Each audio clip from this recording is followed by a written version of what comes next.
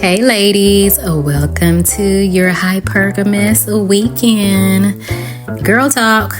So, ladies,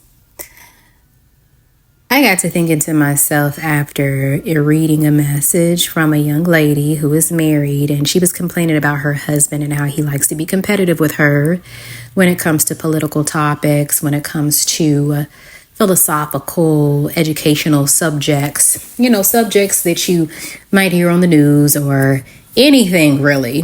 Her husband was always trying to compete with her, and I just wanted to kind of give my take on exactly how to play your cards when you're dealing with a man with money or a man that is providing for you. You're married or dating this man, and he has a big ego. He is very competitive.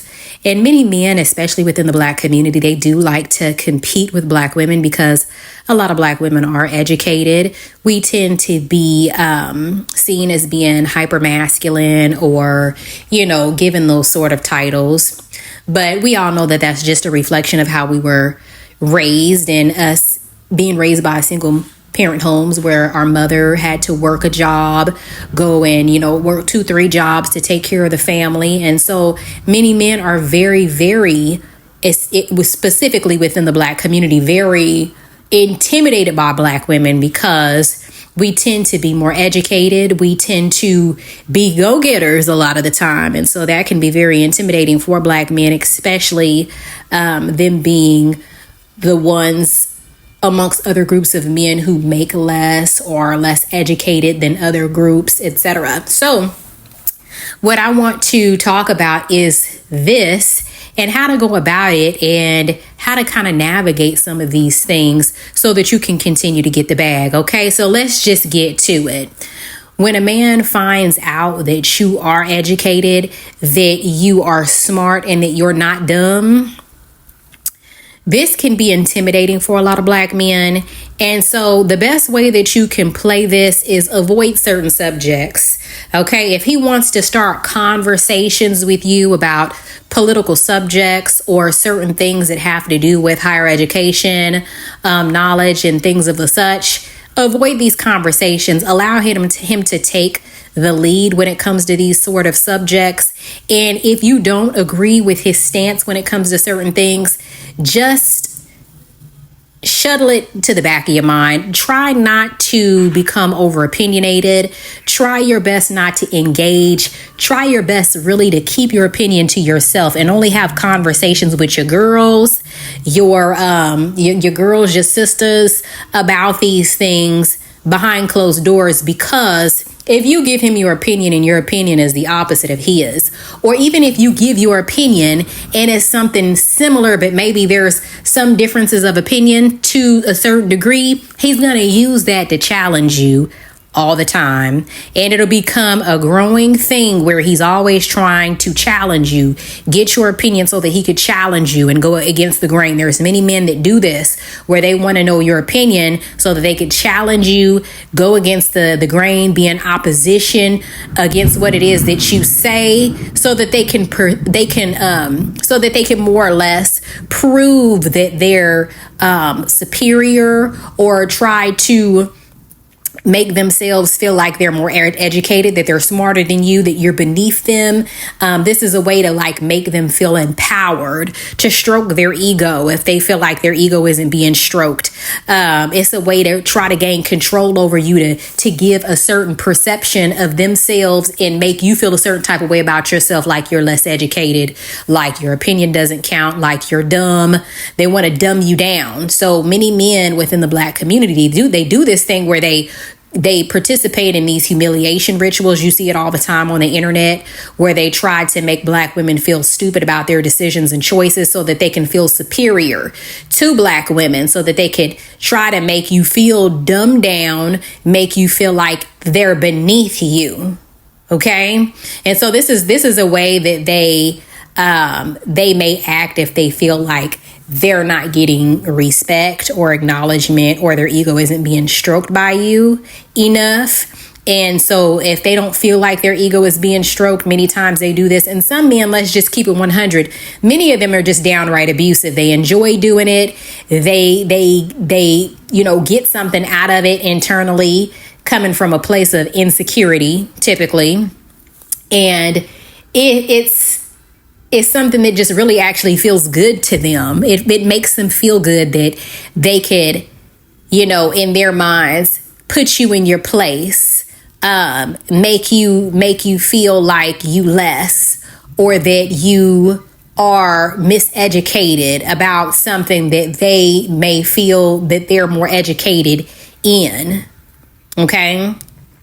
Or a subject that they may feel that they're more educated about. So just navigate these subjects in a way where you don't participate. When you see it coming, when they start to ask questions, when they start to play videos or certain material around you so that you can get amped up, because there are many Black women within the community that do have an opinion. They're very opinionated. And what you have to do is sometimes you just have to just don't ever go there with them, because the minute that they see that you have that sort of a personality where you're opinionated, they'll always try to get you engaged in some sort of subject where they can get your opinion or make you feel like, you need to engage so that they can get you amped up to a point where they can check you, or they can make you feel like you are stupid, or you're making the wrong decision. So keep subjects around things that are more nurturing. Keep conversation about things that are, family oriented. And, just be more focused on your beauty, glamour, your own business. Make sure that you're busy with your own life, that you have your own friends, that you have your own family members that you can communicate with. Stay busy as much as possible so that you can avoid these things, because if you're constantly around your man, they'll start fucking with you in this type of way. And this is typically a result of two people that are constantly around each other, so much to the point where they know what buttons to push to irritate you. And you don't want somebody to know you so well that they know what buttons to push that can set you off or agitate you in a way where you're triggered. Okay? Don't even allow them to know what your trigger points are. Don't even have trigger points. That's the thing that you have to understand, and that's the thing that you have to learn and put into practice. Don't even have trigger points. Learn to handle things with grace. Learn to handle things where you are not becoming over emotional to the point where you are even affected by their opinion or what it is that they have to say. Or even for that matter, things that the times when they try to agitate you, don't even allow yourself to be agitated. Don't even allow yourself to get to that point of agitation, because if they feel like they can control your emotions, they feel like they can control you. You see what I'm saying? So when a man doesn't have that much power in the world, let's say if his money is just partial, his money is not that great. Let's say he's making about the average that any man would make, or less than average. But he's the man of the household. He's taking care of the bills and whatnot. This is something that many men will do. They'll challenge the woman, and they want to, see if they can exert some sort of power and control, or them being over or above the woman to make them feel more in power, because they don't feel like they have that much power in the world. Okay? So they'll use you as a means. This is why it's important to find a man that already is on top, because when he's financially stable and he has a nice savings account, he has that 401k, he owns property, he owns land, he owns things, he doesn't feel the need to always try to exert control, mental, emotional control over you, or to try to make you feel dumbed down, or to try to dumb you down, or to try to make you feel illegitimate, stupid, or beneath him. These sort of things, when men act this way, they are showing the insecurity within themselves that they have about themselves. Okay, and so this is a major red flag in a relationship, but a lot of men do this, and if he's paying the bills and he's consistent with this, then there is a way that you can navigate this. And the best way to navigate it is to focus on yourself. Don't get involved in deep conversations with him, especially if he's emotional. Men that like to do this thing where they want a woman to feel beneath them are typically emotional men, very hyper feminine men, and they have issues with really competing in the real world with men that are at the top. And so what they'll do is they'll find, another target, the wife, the children, other beta males, and they'll challenge, those people rather than, getting out into the real world and challenging themselves and seeing how much money they can make in the real world, or challenging other, systems, some of these systems in the real world where, Black people are being mistreated.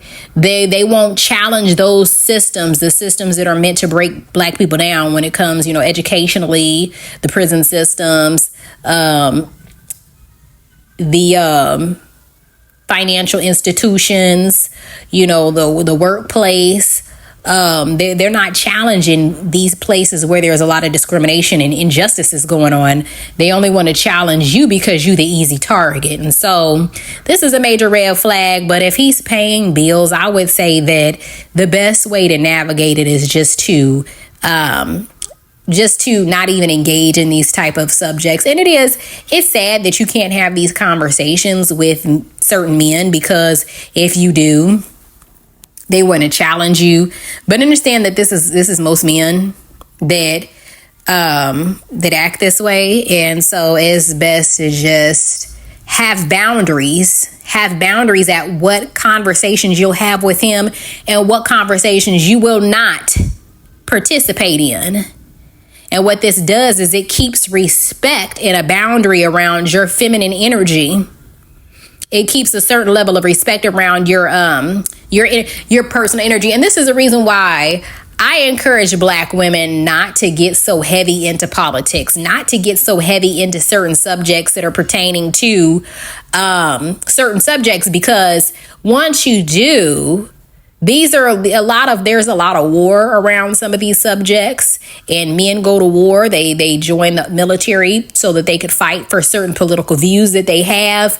And so when you start talking and having conversations around these sort of subjects, they look at you as being masculine. And so they want to challenge you. They want to, get you amped up because they want to, go back and forth with you, because they're not man enough to go back and forth with other men about these subjects. Okay, so just avoid it altogether. And that's what I have to say. That's what I have to say about that. It's unfortunate, but only have these sort of conversations with your girls only, because it's more likely that your opinion is going to be aligned with other women's opinions as opposed to your opinion being aligned with a man's opinion anyway. Okay? How often do women feel the same exact way as what a man feels? That's rare. Okay? It's rare that we have the same opinion when it comes to certain subjects. Yes, sometimes we do. But it's not all the time, So avoid certain things that are going to be, there's going to be that difference of opinion, And so if this man is getting on your nerve and so much to the point where you're ready to leave him, just stay in your lane and just get your coins and be focused on that and navigate it on his ass, because don't nobody want to be around somebody that's that fucking disagreeable. I know the energy of how some people can be. Some people energetically could be just 100% disagreeable, and it'll be intentionally all the time so that they can get under your skin. So you just have to, stay in your lane and focus on the things that you want to achieve. Your beauty, your femininity, relaxing, enjoying yourself, and putting your children first if you have children by this man, and stay focused on those things, love. So that's my opinion. And I want to know what y'all think in the comment section. Drop your comments down below. And I want to see what y'all got to say about this subject. But I'll see y'all next weekend. And we're going to have more conversations just like this one. So stay tuned.